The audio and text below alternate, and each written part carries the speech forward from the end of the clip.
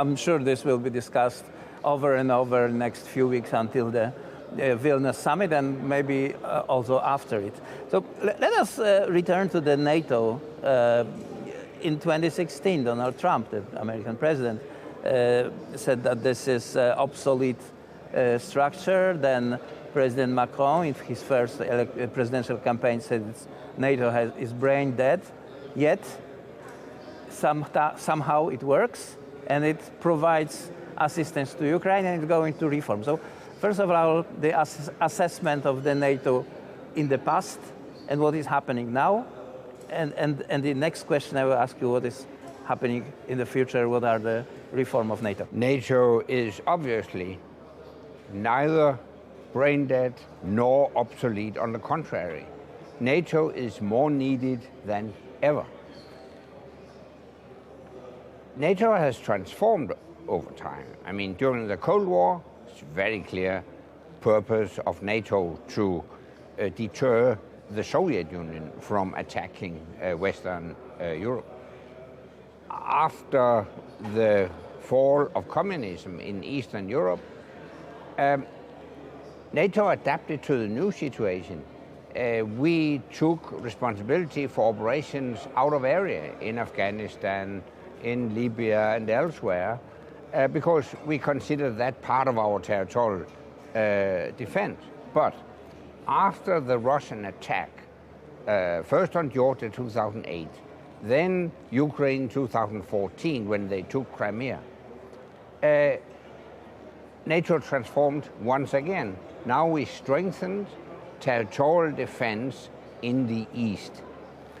And seen in hindsight, I regret that many in Western Europe did not listen to the warnings from our Eastern allies, because you were not naive. You knew the true spirit of Russia.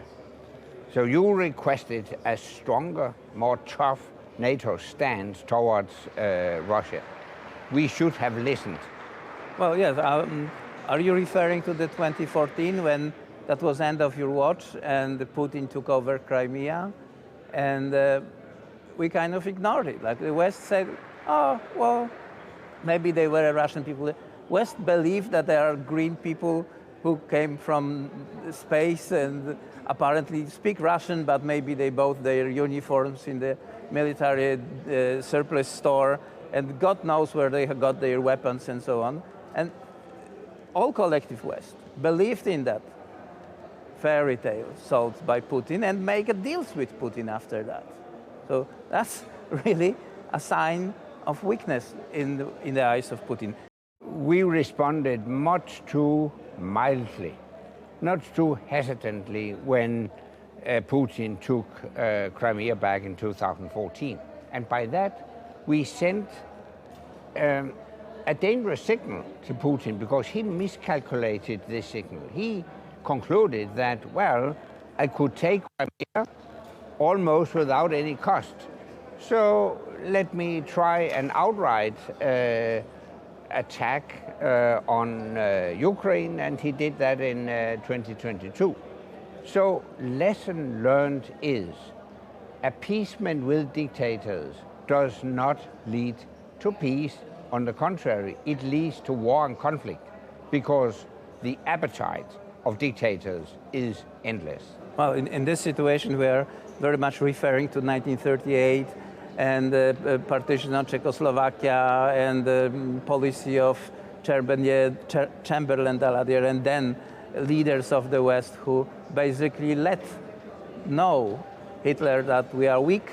Please don't eat us on your breakfast. Sorry, Mr. Hitler, are you happy with the Czechoslovakia?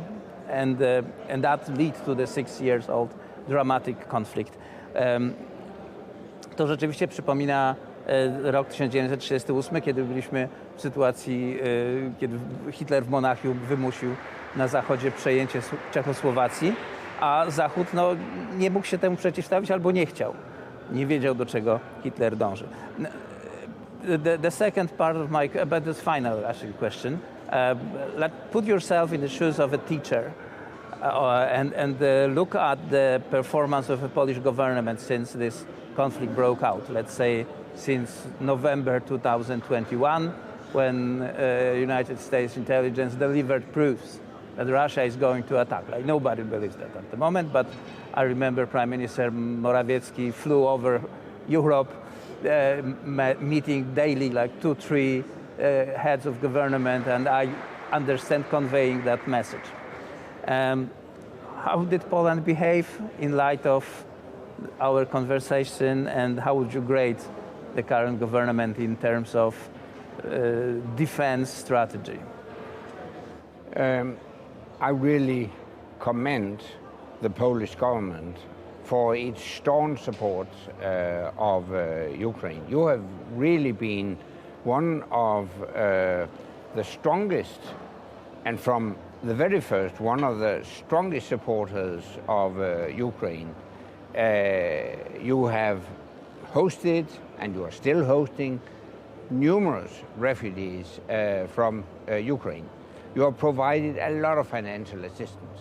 You've been one of the strongest supporters of weapon deliveries to Ukraine. I really appreciate that, and I think at the end of the day, this also gives Poland a much greater say in the EU and NATO, because you have really punched above your weight.